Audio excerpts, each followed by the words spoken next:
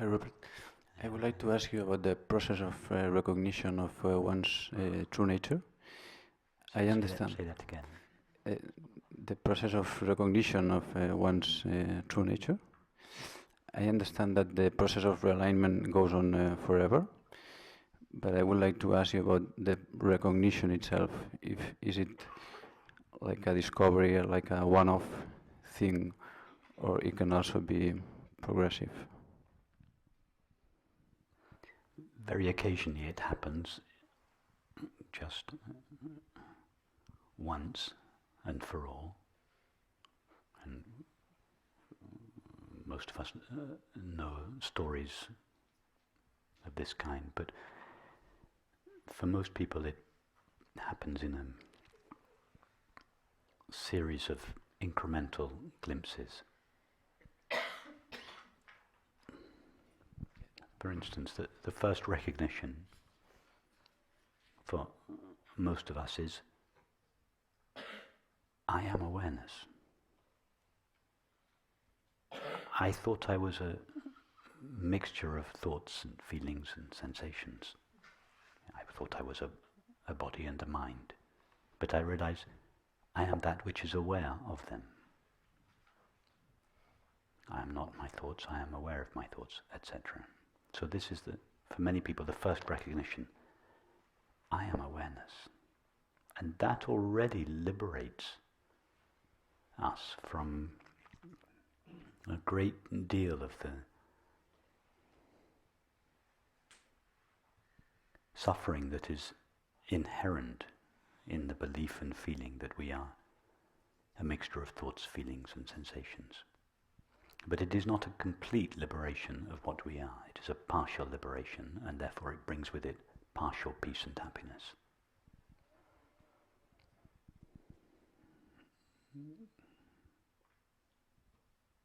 So, having discovered I am awareness, awareness then abides as awareness. And this is what we were speaking of in the first part of this morning's meditation. What Rumi referred to as flow down and down and down in ever-widening rings of being. This sinking, awareness sinking deeper into itself, the mind sinking deeper into the heart. And as it does so, it is, in most cases, progressively relieved of its limitations. That's why Rumi referred to it as ever-widening rings of being. Our being gets wider and wider as it loses its limitations. And for most people it goes in a series of steps, a series of recognitions.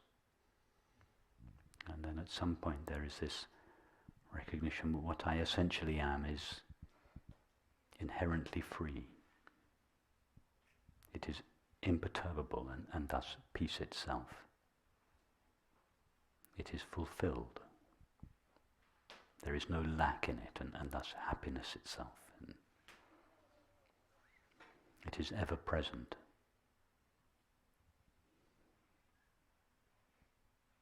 And this understanding, this feeling understanding that it is ever present, puts an end to the fear of death.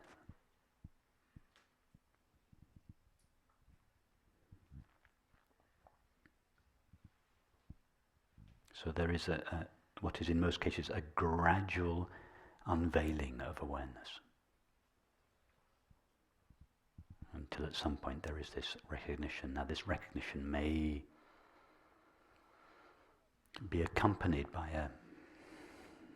a tremendous relief of tension in the body and in the mind, in which case it will be accompanied by extraordinary signs.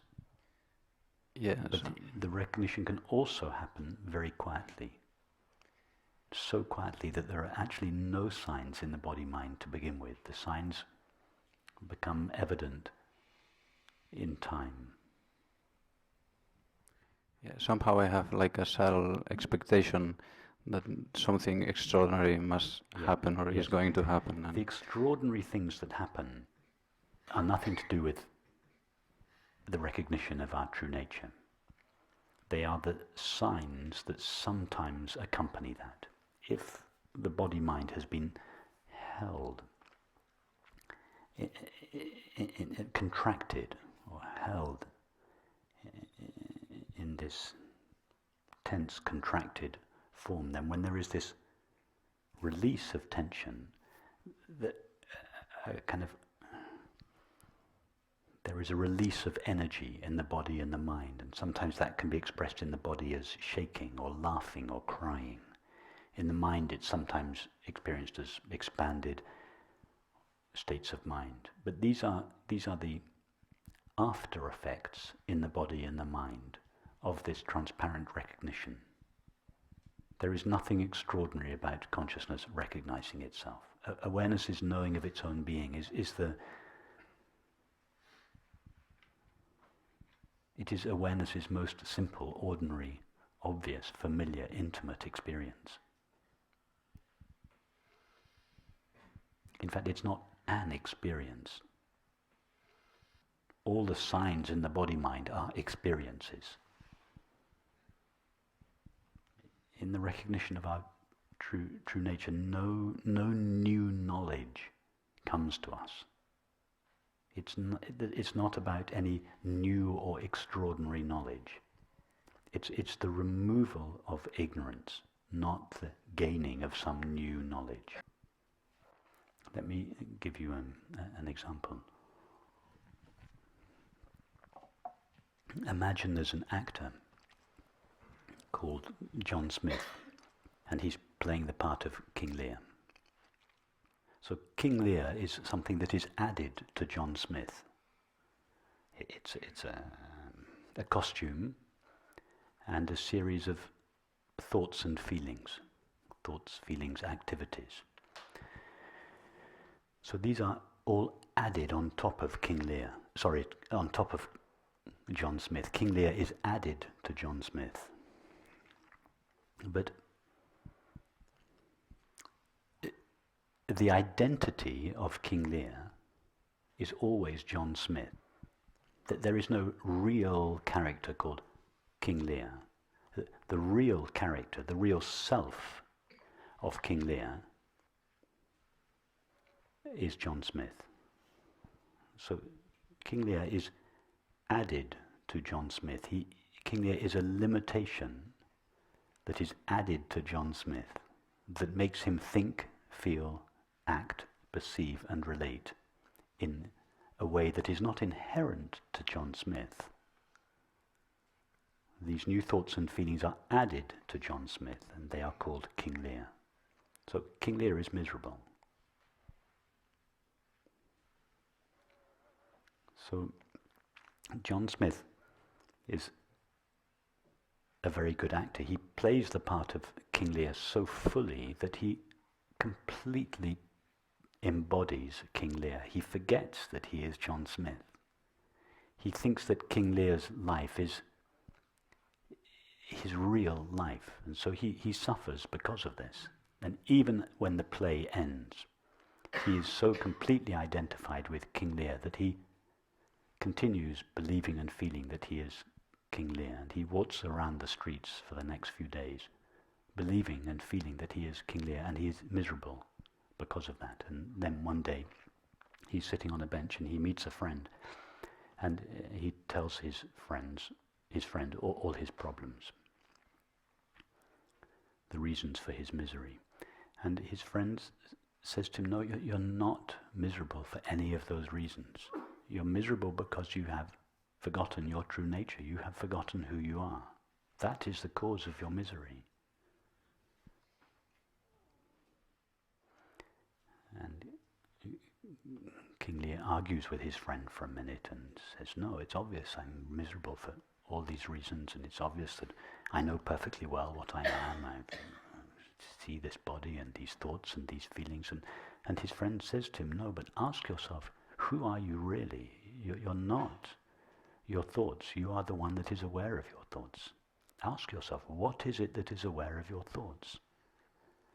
And King Lear, for the first time in his life, asks himself, what is it that is aware of my thoughts? And in doing so, King Lear begins to trace his way back to who he essentially is. And then he encounters a layer of feelings, and his friend tells him, no, you're not your feelings, you are aware of your feelings. King Lear goes back and back, and his friend keeps saying to him, but what are you essentially?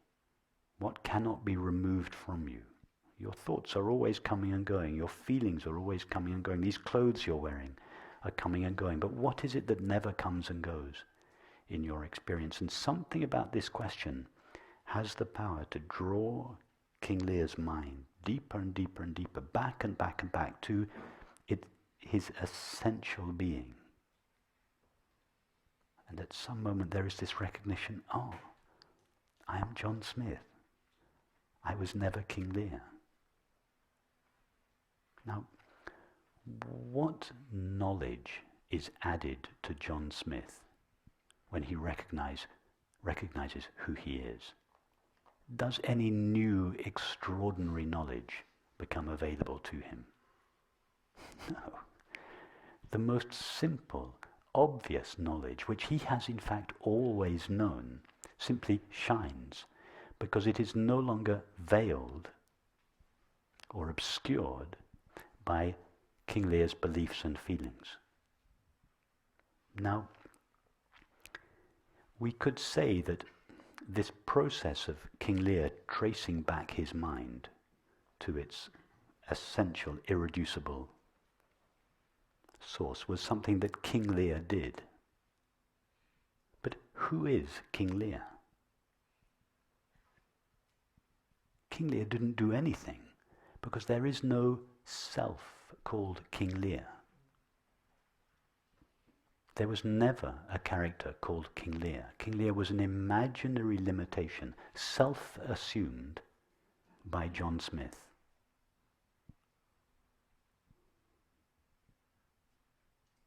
That's why Balayani said, I knew my Lord through my Lord.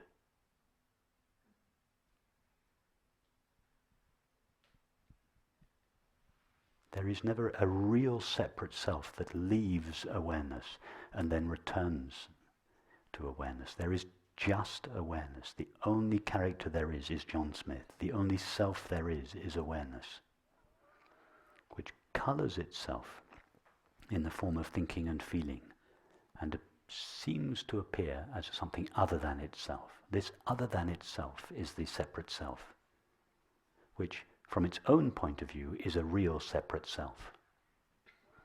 But when the separate self recognizes its true nature, the separate self realizes there was never a separate self. In other words, the separate self never leaves home, never returns home.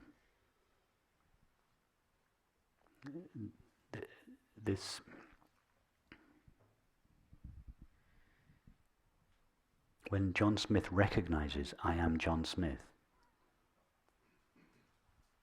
it is not an extraordinary experience. It's true that when he recognizes this, John Smith bursts out laughing.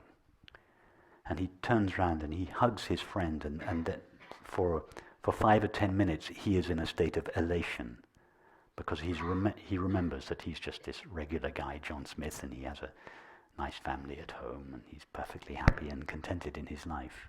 So for 10 minutes he's in a completely elated state.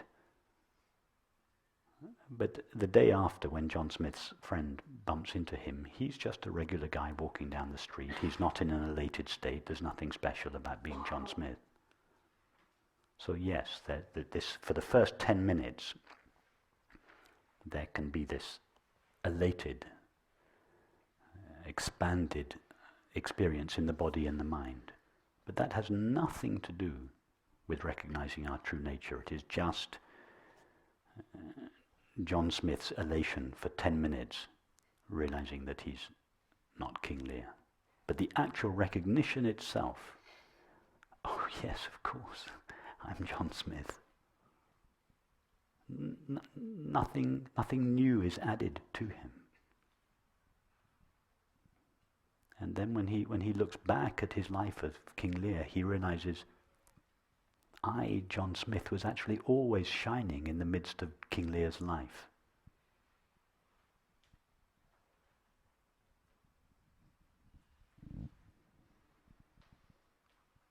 So the recognition of our true nature is just, oh yes, of course, I'm John Smith. It's something so intimate is remembered, so well known, something so obvious that was overlooked. It's not John Smith's recognition of himself is not an extraordinary experience. Being John Smith is a continuous experience. Being awareness, recognizing the nature of awareness is not an experience. It is the awareness that runs through all experience.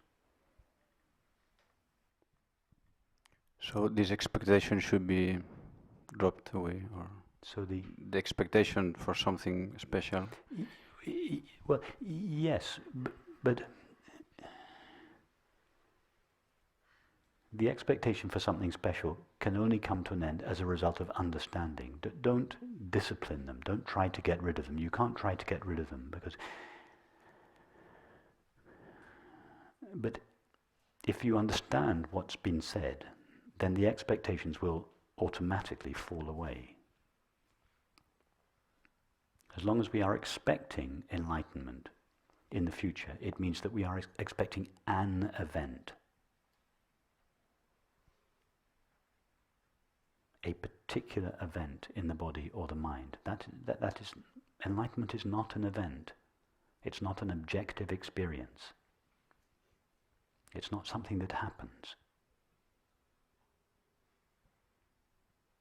So if that becomes clear to you, the expectation will just fall away naturally as a result of understanding.